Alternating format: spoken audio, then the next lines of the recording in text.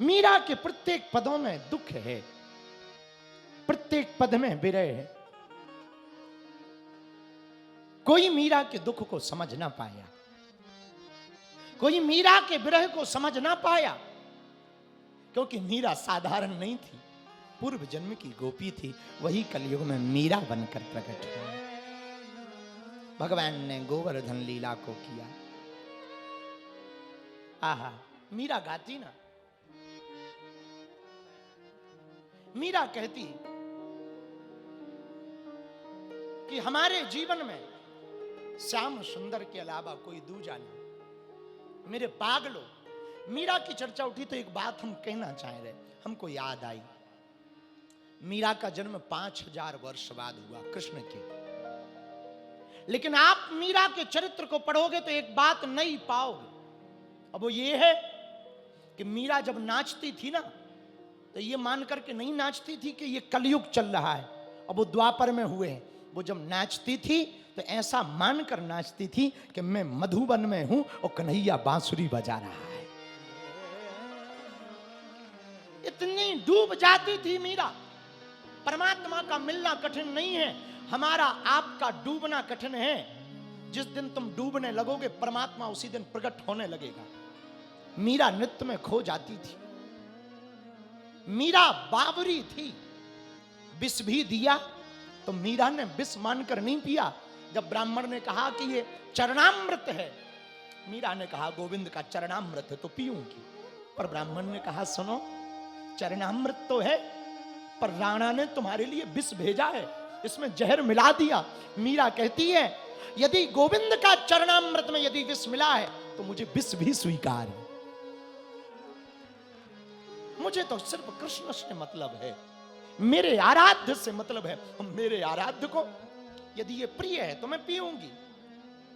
और राणा ने विष दिया, मानो अमृत पिया, और मीरा पी गई। और विष को भी पी करके अमृत को पा गई।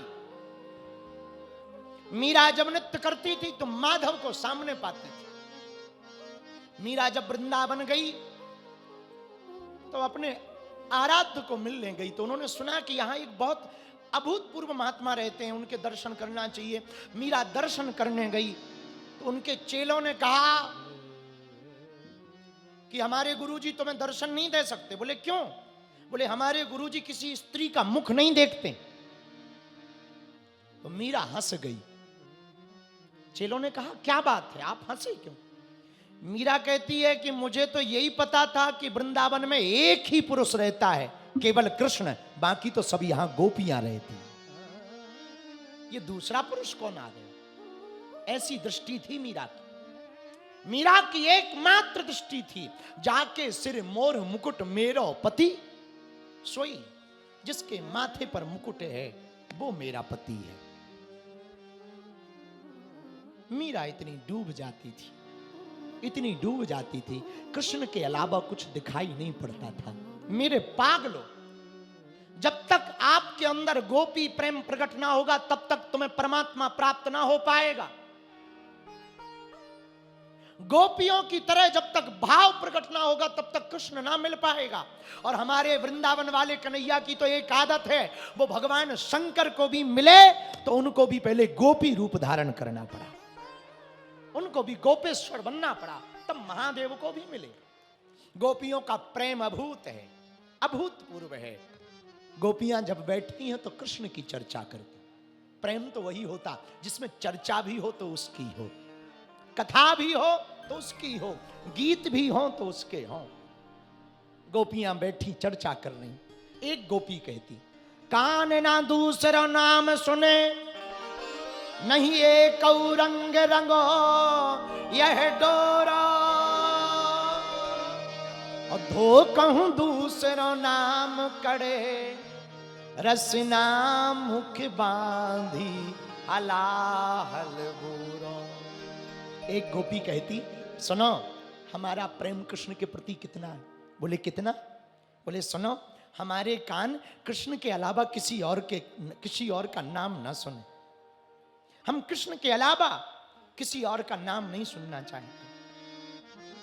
और सुनो गोपियों, यदि हमारे मुंह से कृष्ण के अलावा किसी दूसरे का नाम निकल आए तो मैं तुम्हें कसम देकर के कहती हूं, तुम हमारे मुंह को पकड़कर जबरदस्ती इसमें विष भर देना ताकि मैं मर जाऊं। अगर धोखे से किसी और का नाम निकले, मैं कहना भी चाहती तो कृष्ण के लिए, मैं रटना भी चाहती तो केवल कृष्ण को रटना चाहती। गोपियों का प्रेम इतना पागलपन का है।